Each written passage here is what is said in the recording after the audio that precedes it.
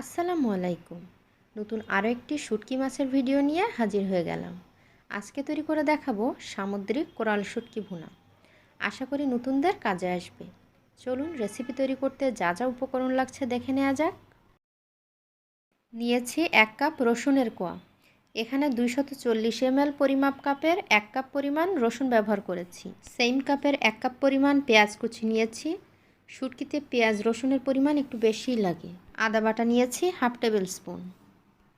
এখন একটা পাত্রে একে একে নিয়ে নিচ্ছি 1/2 টিস্পুন লবণ, 1/2 টিস্পুন হলুদের গুঁড়া, 1/2 টিস্পুন ধনিয়ার গুঁড়া, 1 টিস্পুন শুকনো মরিচের গুঁড়া। এখন সামান্য পানি দিয়ে ভালো করে মিক্স করে এক সাইডে রেখে দিচ্ছি। রান্না করার জন্য লাগবে সরিষার তেল, আরও লাগবে মেইন ইনগ্রেডিয়েন্টস সামুদ্রিক কোরাল শুটকি। এই মাছগুলো প্রথমে ঠান্ডা পানি দিয়ে কয়েকবার পানি চেঞ্জ করে হাত দিয়ে ঘষে ঘষে পরিষ্কার করে নেব। তাহলে ধুলা ময়লা বা লবণের পরিমাণ অনেকখানি কমে আসবে, কারণ শুটকিতে লবণের পরিমাণ অনেক বেশি থাকে। বারবার ধোয়ার কারণে লবণাক্ত অনেকখানি কমে যাবে। বেশ কয়েকবার পানি চেঞ্জ করে মাছগুলো ধুয়ে নিয়েছি, আর এখন দেখতে অনেকটা পরিষ্কার দেখাচ্ছে। এখন এই মাছগুলো আমি ফুটন্ত গরম পানির মধ্যে দিয়ে দিলাম। 15 থেকে 20 মিনিট ফুটাতে থাকতে হবে। দেখতে পাচ্ছেন মাছগুলো থেকে অনেক ময়লা বের হয়েছে, আর পানির পরিমাণটাও কমে গিয়েছে। পানি দিয়ে ফুটানোর কারণে শুটকির মধ্যে যে এক্সট্রা লবণ থাকে সেটাও বেরিয়ে আসবে। এখন আমি চুলাটা অফ করে দিয়েছি। তারপর এই পানি ফেলে দিয়ে আরও কয়েকবার পরিষ্কার পানি দিয়ে মাছগুলো ভালোভাবে ধুয়ে নিয়েছি। দেখতে পাচ্ছেন মাছগুলো আগের থেকে অনেক ক্লিন দেখাচ্ছে। এখন মাছের উপরে যে স্কিন থাকে সেটা এভাবে এক সাইড থেকে টেনে তুলে ফেলে দিতে হবে। এভাবে করে আমি সবগুলো মাছের স্কিন ফেলে দিচ্ছি, কারণ এই স্কিনে মাছের আঁশ থাকে।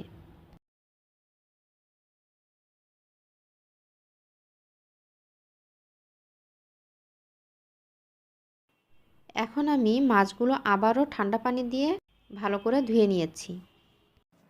কোরাল মাছে কাঁটার পরিমাণ কম থাকে, তবে এরকম কিছু কাঁটা আছে সেগুলো ফেলে দিচ্ছি।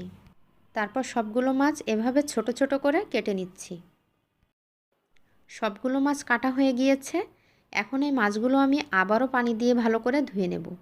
বারবার ধোয়ার কারণ হলো অনেক সময় দেখা যায় রান্নার পরেও অত্যধিক লবণের কারণে খেতে তিতা লাগে, কারণ শুটকিতে প্রচুর লবণ দেয়া থাকে।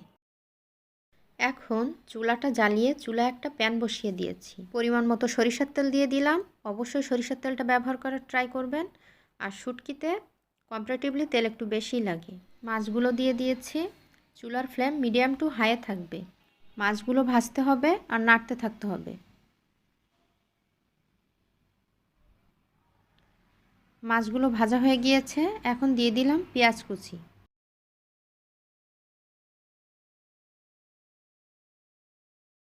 পেঁয়াজ হালকা নরম হয়ে গেলে রসুনগুলো দিয়ে দিলাম।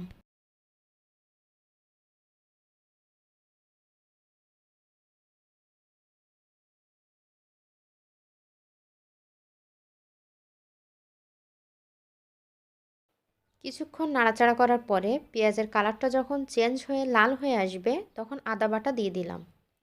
আদা বাটা দেওয়ার পরে কন্টিনিউয়াসলি নাড়তে হয়, তা না হলে নিচে লেগে যায়।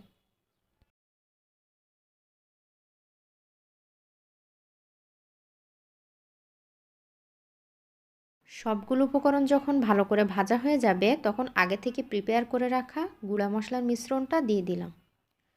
সবগুলো একসাথে মিক্স করে ভালো করে কষিয়ে নিতে হবে।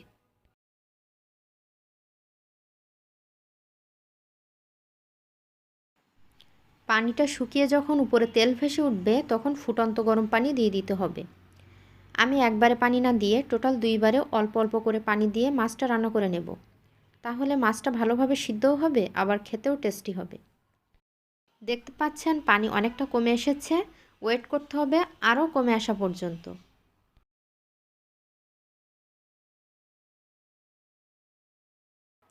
পানিটা যখন পুরোপুরি শুকিয়ে গিয়েছে তখন দ্বিতীয়বারের মতো ফুটন্ত গরম পানি দিয়ে দিলাম। অবশ্যই ফুটন্ত গরম পানি ব্যবহার করার ট্রাই করবেন। ওয়েট করব পানিটা শুকিয়ে মাছটা ভুনা ভুনা হওয়া পর্যন্ত।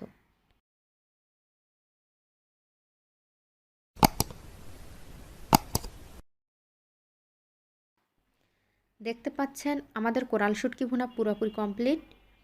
চুলাটা অফ করে দিয়েছি, সার্ভিং ডিশে সার্ভ করে নিচ্ছি। ভিডিওটি ভালো লাগলে ভিডিওটিতে একটা লাইক দিবেন, কমেন্টস করবেন, শেয়ার করবেন। আমাকে সাপোর্ট করার জন্য আমার চ্যানেলটিকে সাবস্ক্রাইব করবেন অ্যান্ড পাশে থাকা বেল আইকনটিতেও ক্লিক করে রাখবেন। তাহলে আমি ভিডিও আপলোড দেওয়া মাত্র আপনারা নোটিফিকেশান পেয়ে যাবেন আর আমার ভিডিওগুলো আপনারা দেখতে পারবেন। ভিডিওটি দেখার জন্য থ্যাংক ইউ ভেরি মাচ। কথা হবে নেক্সট কোনো ভিডিওতে। টিল দেন, আল্লাহ হাফেজ।